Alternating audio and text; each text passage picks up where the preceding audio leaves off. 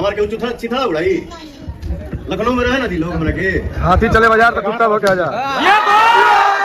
ई रहला power star Pawan Singh के वीडियो जो सोशल मीडिया पर काफी तेजी से वायरल चलता। सीधा सीधा लोग कहता कि दीपक सिंह और निर्भय प्रताप सिंह के टारगेट कैले बारे खेसारी लाल यादव के पास गई रहन जा दोनों जना, तो सीधा लोग कहता कि टारगेट उनके लोग के कैले बारे। ठीक बा, निर्भय प्रताप सिंह और दीपक सिंह के हमारे भाई। ठीक बा, जौन की माँ बहन भी कर दिले बड़े पावर स्टार भड़ुआ सिंह। यार भोजपुरी के एगो पावर स्टार बोलल जाला इनकरा के, लेकिन यार ई केहू के माँ बहन करता रहे यार, ये बहुत गलत बात बा हमारे भाई, गलत बात बा। लेकिन इहो बात तार लोग हम बता दे हमारे भाई, वीडियो में शुरू से अंत तक बढ़ रहा जा कि पावर स्टार भड़ुआ सिंह, दीपक सिंह और निर्भय प्रताप सिंह के काहे कैले बार लो हमारे भाई। ठीक बा, काहे ऐसे बोलले बड़े। ठीक बा, का बोलल जाला कि पावर स्टार पवन सिंह। ठीक बा, तो भाई हमार पावर स्टार पवन सिंह के जोन वीडियो बा हमारे भाई, जो निर्भय प्रताप सिंह के या दीपक सिंह के गाली देले बड़े पावर स्टार भड़ुआ सिंह आ मारे के धमकी देले बड़े, उ काहे मिलल बा जानता हमारे भाई।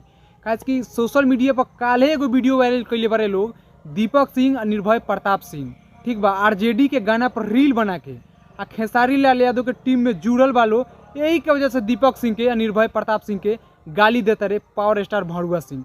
तो पहले है जौन वीडियो वायरल चलता निर्भय प्रताप सिंह के सोशल मीडिया पर आरजेडी गाना वाला, ये वीडियो के देखा जाए एक बार।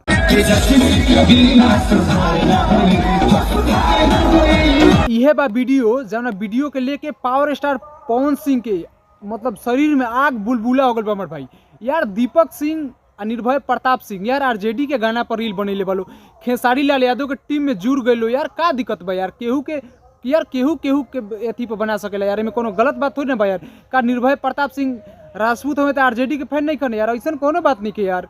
यार तू यार उसन प्यार ना दिला पावर स्टार पवन सिंह, तब आज खेसारी लाल यादव के भैया के पास गए बड़े यार। तो यार पावर स्टार भड़ुआ सिंह के शरीर में आग बुलबुला हो गई बा, ये आरजेडी के गाना पर काहे रील बनैले बा निर्भय प्रताप सिंह और दीपक सिंह। यार तो ऐसा कुछ नहीं के यार, पावर स्टार पवन सिंह जेबानू खाली मुंह से कुत्ता लेखा भौंकेला यार। ठीक बा, यार गाली गलौज के लिए बा यार, निर्भय प्रताप सिंह के और दीपक सिंह के गाली दिले बा पावर स्टार पवन सिंह। यार काची के स्टार है यार काची के स्टार है कि जब छोट कलाकार जे तारा साथे 10 साल रहल ओकरा के तू इज्जत सम्मान ना दिला तो तू पब्लिक के का देबा।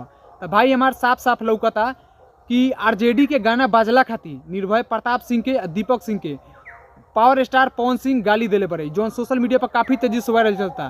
तो भाई हमार ये वीडियो कंपनी के ज़्यादा से ज़्यादा शेयर करे के बा, बतावे के बा अपना भोजपुरी समाज के कि पावर स्टार पवन सिंह जब जे 10 साल रहल पावर स्टार पवन सिंह के लगे ओकर इज्जत ना करेले तो पब्लिक के इज्जत का करिए। ठीक बा।